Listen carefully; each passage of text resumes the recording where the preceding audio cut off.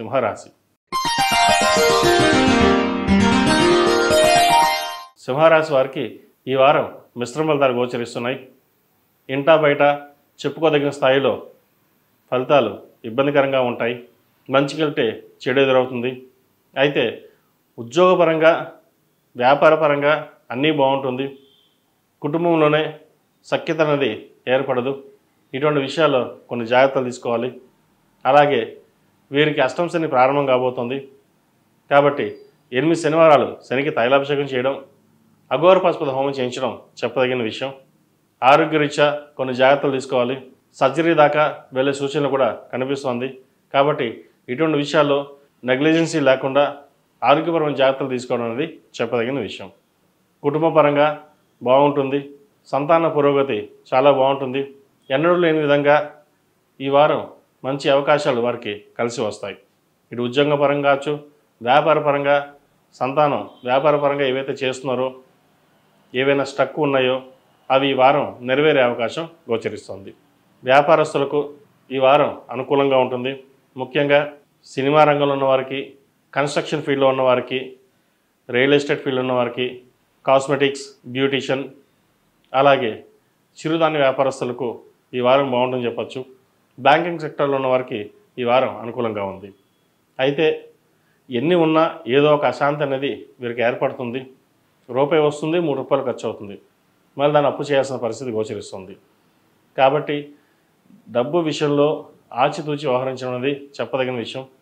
లోన్లకి, క్రెడిట్ కార్డులకి దూరంగా ఉండాలి. ఇల్లు అమ్మాలన్నా కొనాలన్నా కొంత ఆలస్యం జరుగుతుంది.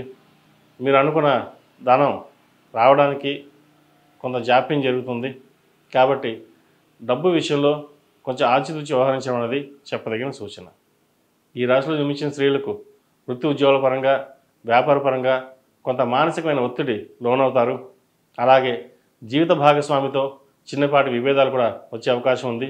ఇటు వ్యాపారపరంగా కావచ్చు, లేదా ఇంట్లో భాగస్వామితో కావచ్చు. కొన్ని జాగ్రత్తలు తీసుకోవాలి. ముఖ్యంగా ఆరోగ్యపరమైన జాగ్రత్తలు ఎంతో తీసుకోవాలి. మీరు సంతానం కోసం మీరు చేసే ప్రయత్నాలు సానుకూలపడతాయి. అయితే విదేశాలకు వెళ్ళి చదువుకోవాలనుకునే వారికి లేదా ఉద్యోగం చేయాలనుకునే వారికి కొంత సమయం పడుతుంది. ప్రయత్నాన్ని మటుకి ముమ్మరం చేయండి. ఎప్పటి నుంచో పెండింగ్లో ఉన్న ఉద్యోగం కానీ, ప్రభుత్వ సంబంధించిన ఇబ్బందులు ఏమైనా ఉంటే ఈ వారం తొలగిపోయే అవకాశం గోచరిస్తుంది. విద్యార్థులకు కాలం అనుకూలంగా ఉంది. కష్టే ఫలి అన్నారు పెద్దలు. కష్టపడి చదవాల్సిన సమయం అని చెప్పవచ్చు. ప్రతి పరీక్ష ఒక యజ్ఞంలా ఉండాలి.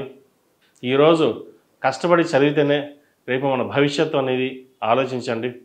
ఎందుకంటే ఈ మధ్యకాలంలో చూస్తున్నాం, ఏదో చదువుదాం, వెళ్దాం, ఏదో ఉద్యోగం వచ్చేస్తుంది, ఏదో సంపాదించేద్దాం అనుకుంటారు. సంపాదన అనేది ముఖ్యం కాదు.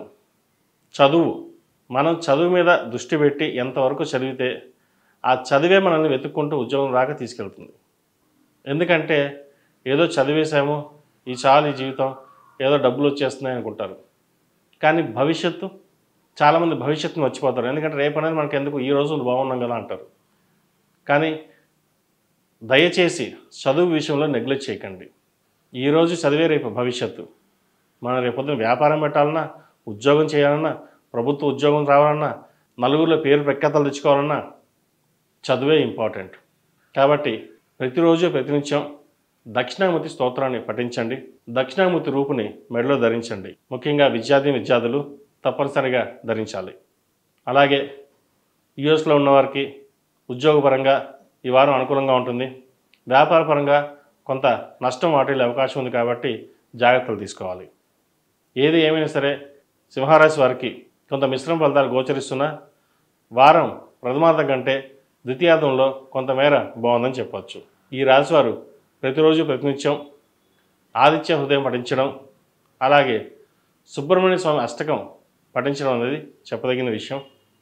మంగళవారం నాడు, శనివారం నాడు సుబ్రహ్మణ్య స్వామికి అభిషేకాలు చేయించండి, లేదా వెంకటేశ్వర స్వామికి అభిషేకాలను చేయించండి.